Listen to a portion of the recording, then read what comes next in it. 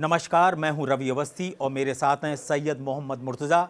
आपको बता दें कि अब ईरान युद्ध शहादत युद्ध में बदल चुका है। इसका सीधा सा मतलब है कि ईरान किसी भी कीमत पर सरेंडर नहीं करेगा और आखिरी ईरानी तक अब ये हमले का जो जवाब है वो ईरान की तरफ से अमेरिका और इजराइल को दिया जाएगा। और हैरानी की बात यह है कि इस युद्ध में अब सीधी सीधी एंट्री जो है वो रूस और चीन की हो चुकी है। कल तक तो हमने आपको बताया था कि वॉशिंगटन पोस्ट में ये खबर छपी है। आज ईरान की तरफ से और वो रूस की तरफ से और चीन की तरफ से कुछ ऐसे बयान आए हैं जो हैरान करने वाले हैं। पहले मैं आपको बता देता हूं कि रूस ने क्या बोला है। रूस ने सीधा बोला है कि अगर ईरान के ऊपर जमीनी हमला हुआ और उसको पूरी तरीके से तबाह करोगे तो रसिया जो है वो पूरी तरीके से युद्ध में उतर जाएगा। चीन की तरफ से बोला गया है कि आप याद रखिए, आप ईरान को दीवार में चिपकाकर मार नहीं सकते हो और चीन चुपचाप नहीं बैठेगा। खबरें यहां तक हैं कि जो मिसाइलों को बनाने के लिए जो सोडियम नाइट्रेट और सोडियम पोटेशियनेट टाइप के जो केमिकल्स हैं उनकी रवानगी हो चुकी है।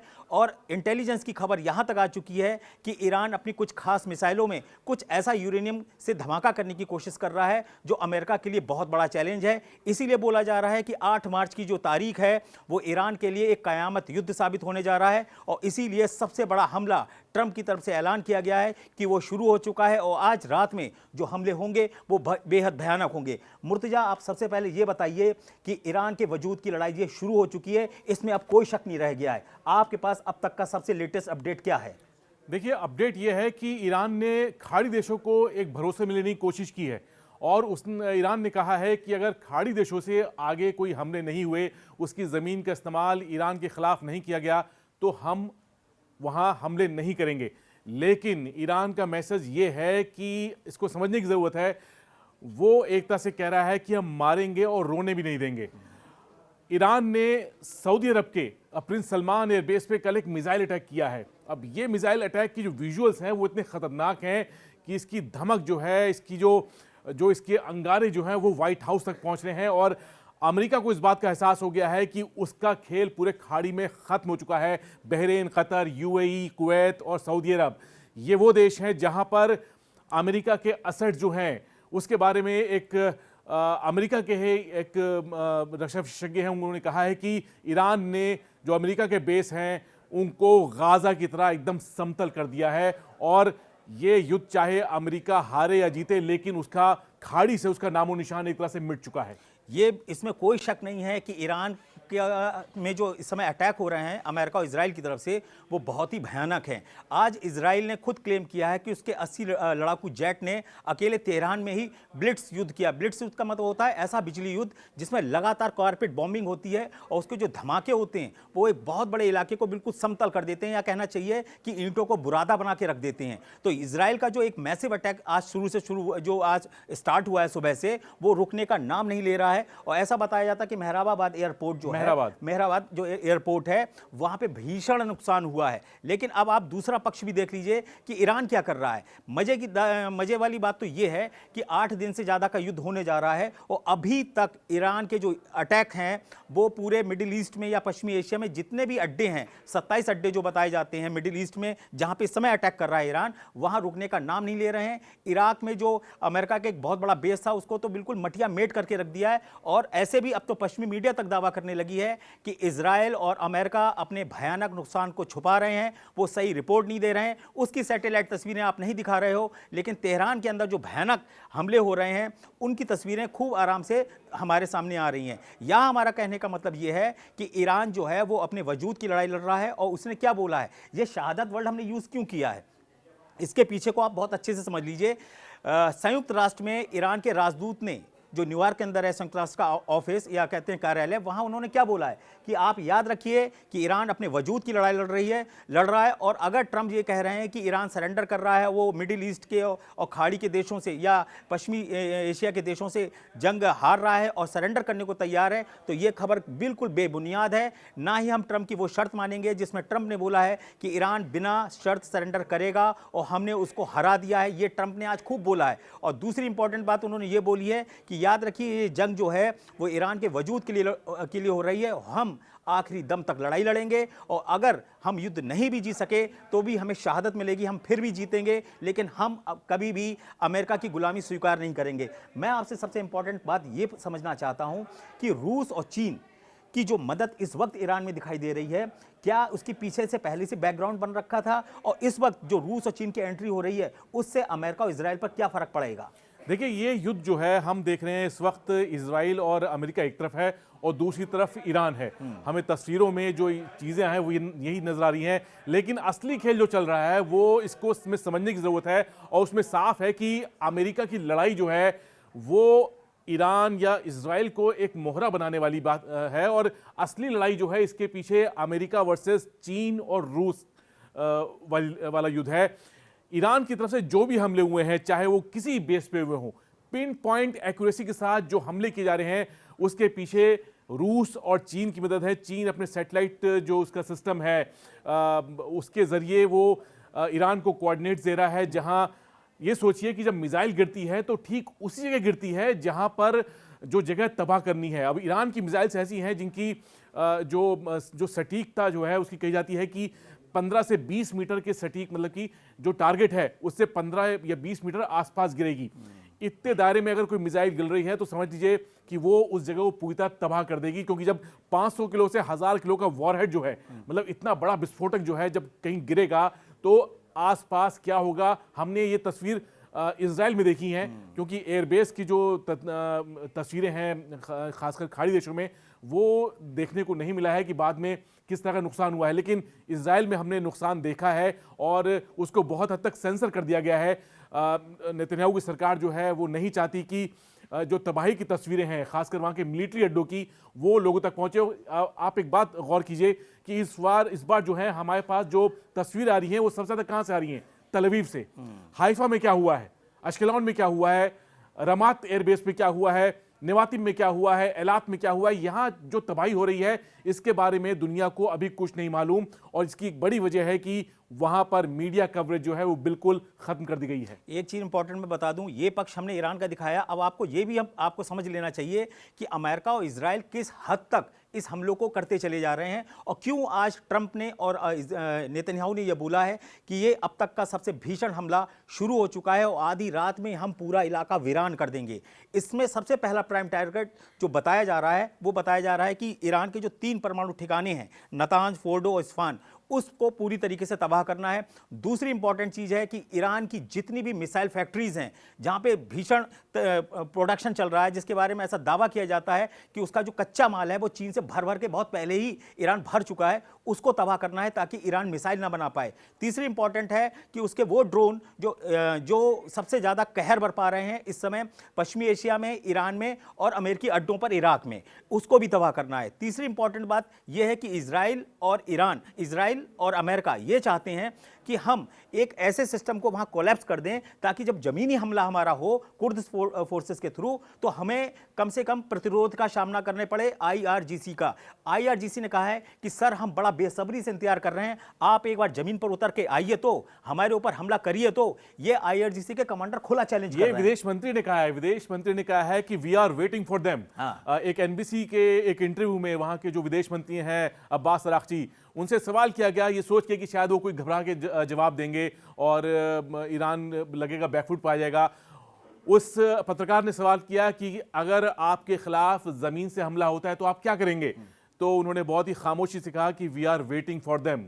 यानी कि ईरान जानता है कि उसकी स्ट्रेंथ कहाँ है, उसकी ताकत कहाँ है, और वो ताकत है उसकी ज़मीन पर। वो 8 साल तक इराक के साथ युद्ध लड़ा है, 5.5 लाख से ज़्यादा लोग जो हैं उस दौरान मरे थे, और ईरान की एक जनरेशन जो है उसने वो युद्ध देखा है, लड़ा है वो युद्ध। तो अब आप समझ सकते हैं कि ईरान की इस वक्त जो तैयारी है, खासकर जो खामनेई जो हैं उनकी मौत के बाद ईरान में बहुत ज़्यादा गुस्सा है। आप किसी शहर में देख लीजिए, जुमे की नमाज हुई और ऐसे वक्त जब अमेरिका और इजराइल के बम कहाँ गिर रहे हैं किसी को नहीं मालूम, पूरी तरह ईरान के आसमान पे कब्जा किया हुआ है, तब ईरान की मस्जिदों में जो है लोग जो हैं इतने ज़्यादा भर के इतने ज़्यादा तादाद में पहुंचे कि वहां पर जगह बिल्कुल नहीं थी। अब तबरीज़ के एक विजुअल बताता हूं आपको। तबरीज़ वो जगह है जहां तेहरान के बाद सबसे ज़्यादा बमबारी हुई है, और तबरीज़ उत्तर पश्चिम में एक शहर है जो अज़रबैजान के और इराक के बॉर्डर से ज़्यादा दूर नहीं है। वहाँ पर जो है ईरान का सबसे बड़े, सबसे गहराई में बने हुए मिसाइल अड्डे हैं।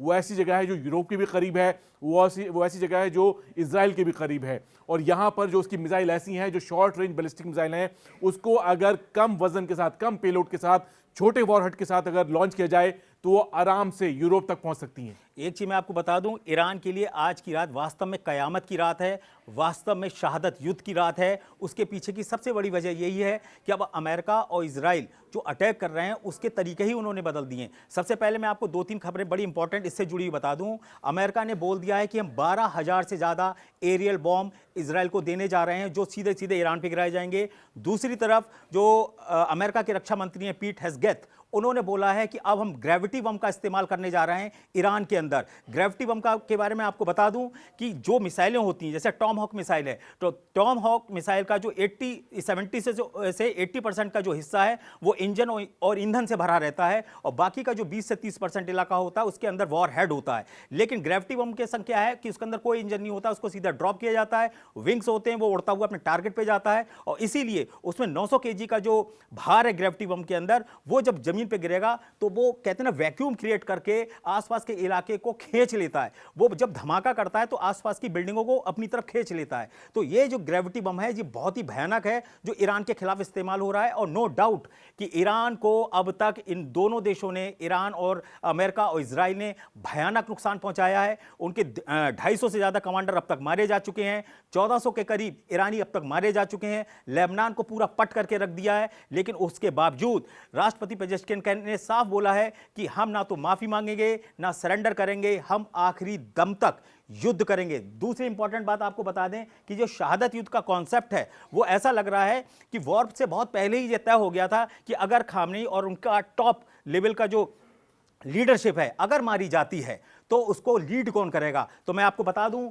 मेरे ठीक पीछे ये आप जो पुतिन और जिनपिंग की तस्वीर देख रहे हैं और सफेद तस्वीर खामनेई की देख रहे हैं, ये एक तरीके से आज आने वाले युद्ध में ईरान का जो कमांडर का जो रूप लेंगे या जिसको इस युद्ध को जो लीड करने वाले होंगे वो पुतिन और जिनपिंग होंगे, इसमें अब कोई शक नहीं है।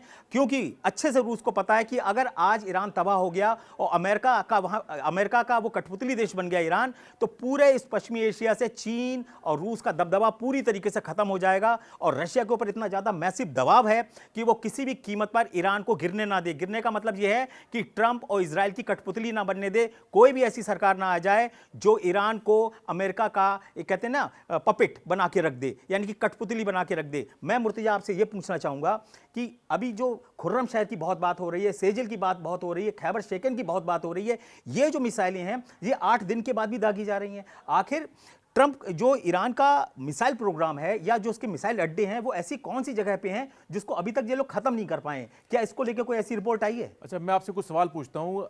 ट्रंप ने कितने दिन की बात की थी ये जंग चलेगी? उन्होंने तो 45 घंटे बोले थे शुरुआत में कि मैं 45 घंटे के अंदर इसको साफ कर दूंगा, बहुत लगेगा तो मुश्किल से 2-3 दिन, 4 दिन बोलती हूँ। 4 दिन बोले थे। उसके बाद जो उनके विदेश मंत्री, जो उनके रक्षा मंत्री हैं, उन्होंने कहा कि ये युद्ध जो है वो 4 हफ्ते 6 हफ्ते हाँ चल सकता है।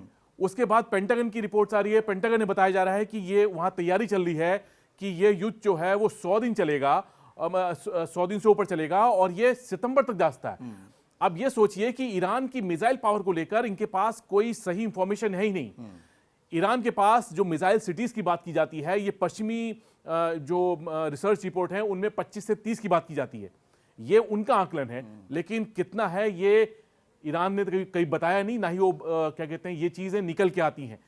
ईरान की इस वक्त वहां जितने प्रांत हैं वहां पे आप समझ लीजिए कि हर जगह जो है वहां पे मिसाइल अड्डे हैं, वहां पे अंडरग्राउंड ड्रोन अड्डे हैं, वहां पर अंडरग्राउंड जो है वो ऐसे ऐसे फैसिलिटीज हैं जिनका पता लगाना, समझ लीजिए कि आप ये समझ लीजिए कि ईरान एक बड़ा गाजा है, और अंदर से ये इतनी ज्यादा टनल्स हैं, ये इतना ज्यादा इन्होंने खोद के बनाया हुआ है जिसका ना अमेरिका को अंदाजा है ना मोसाद को अंदाजा है। और यही वजह है कि ये लोग गच्चा खा रहे हैं इस युद्ध में। इनके जो इनकी रिपोर्ट थी, इंटेलिजेंस की रिपोर्ट, वो सब एक तरह से खारिज हो चुकी हैं शुरुआत के 7-8 दिनों में ही। और जो खुर्रम शहर की आप बात कर रहे हैं, खुर्रम शहर जिस तरह की जो मिसाइल है, जो क्लस्टर्स बम दागती है, हमने देखा है पिछले 2-3 दिन से इस तरह के विजुअल्स आ रहे हैं, और इन्हें रोकना नामुमकिन है। आप मिसाइल को आप इनिशियल स्टेज में ही रोक सकते हैं, लेकिन एक बार यह आसमान में गई और जब ये अपनी टर्मिनल स्टेज यानी कि आखिरी वक्त की तब अपनी टारगेट तक बढ़ेगी, तब ये एयर स्पेस में दाखिल होते ही ये अपना क्लस्टर म्यूनिशंस जो है वो रिलीज करती है, और तब जब इसमें से 70-80 म्यूनिशंस बाहर आते हैं तो उनको आप समझ लीजिए, उनको आप किसी भी हथियार से नहीं रोक सकते। और वो बहुत बड़े बम नहीं होते हैं, वो समझ लीजिए कि 4 से 5 किलो के बम होंगे, और वो एक तरह से बहुत एक बड़े दायरे में, मतलब कई किलोमीटर के दायरे में जब वो गिरते हैं तो वहां पर एक बड़ी तबाही मचाते हैं। मैं एक चीज़ आपको बता दूं, बड़ी इंपॉर्टेंट है।